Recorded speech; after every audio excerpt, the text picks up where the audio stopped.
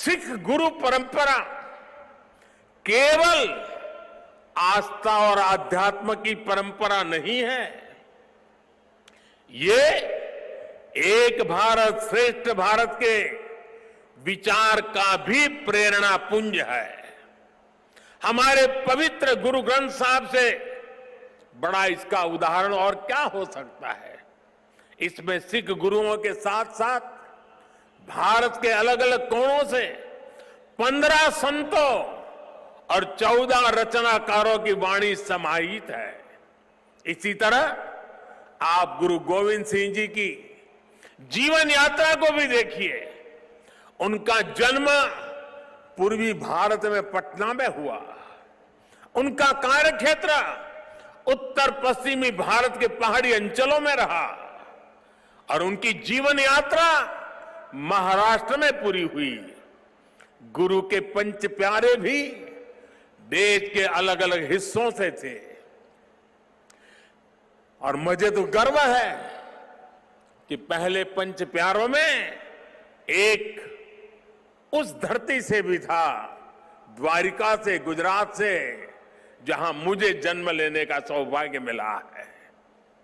व्यक्ति से बड़ा विचार, विचार से बड़ा राष्ट्र, राष्ट्र प्रथम का यह मंत्र गुरु गोविंद सिंह जी का अटल संकल्प था।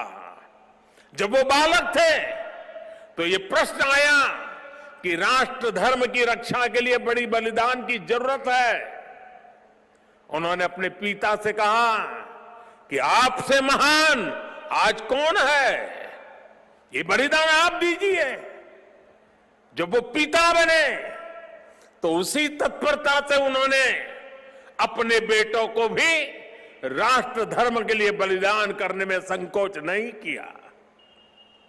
जब उनके बेटों का बलिदान हुआ तो उन्होंने अपनी संगत को देखकर कहा, 4 मुए तो क्या हुआ, जीवत कई हजार। अर्थात मेरे 4 बेटे मर गए तो क्या हुआ, संगत के कई हजार साथी, हजारों देशवासी मेरे बेटे ही है। देश प्रथम, नेशन फर्स्ट को सर्वोपरि रखने की ये परंपरा हमारे लिए बहुत बड़ी प्रेरणा है। इस परंपरा को सशक्त करने की जिम्मेदारी आज हमारे कंधों पर है। साथियों, भारत की भावी पीढ़ी कैसी होगी, ये इस बात पर भी निर्भर करता है वो किससे प्रेरणा ले रही है।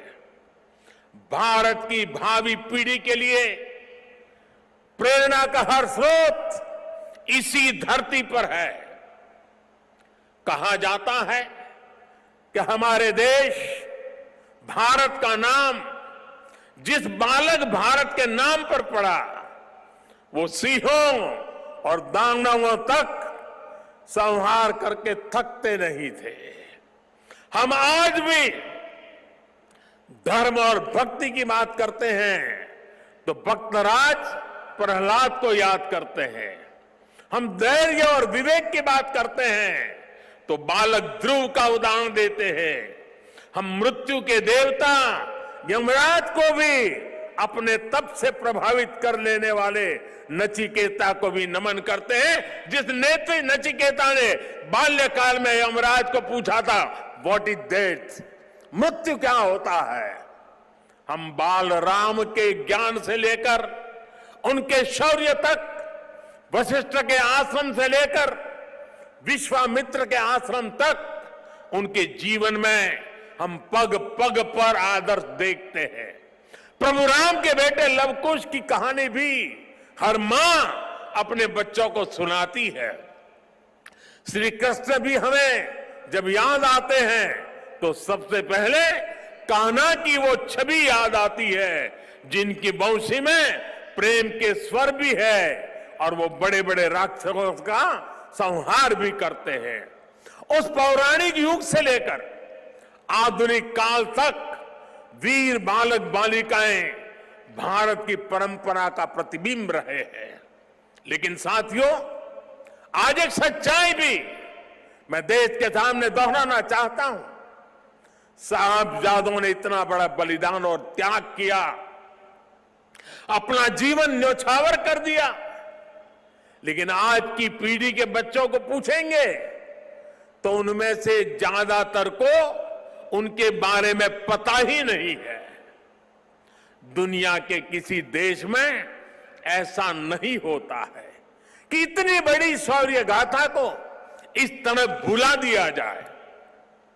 मैं आज के इस पावन दिन इस चर्चा में नहीं जाऊंगा कि पहले हमारे यहां क्यों वीर बाल दिवस का विचार तक नहीं आया, लेकिन ये जरूर कहूंगा कि अब नया भारत दशकों पहले हुई एक पुरानी भूल को सुधार रहा है।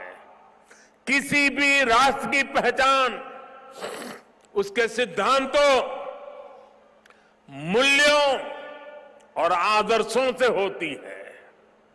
हमने इतिहास में देखा है, जब किसी राष्ट्र के मूल्य बदल जाते हैं तो कुछ ही समय में उसका भविष्य भी बदल जाता है।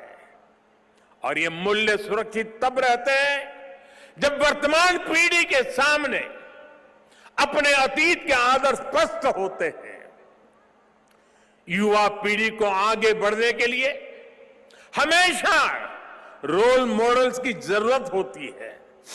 युवा पीढ़ी को सीखने और प्रेरणा लेने के लिए महान व्यक्तित्व वाले नायक नायिकाओं की जरूरत होती है। और इसलिए ही हम श्री राम के आदर्शों में भी आस्था रखते हैं।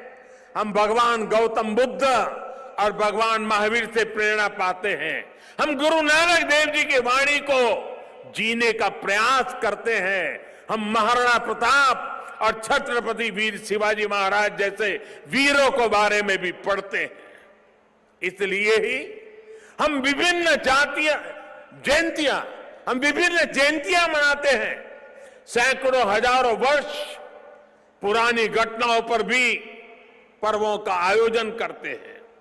हमारे पूर्वजों ने समाज की जरूरत को समझा था और भारत को एक ऐसे देश के रूप में गढ़ा जिसकी संस्कृति पर्व और मान्यताओं से जुड़ी है।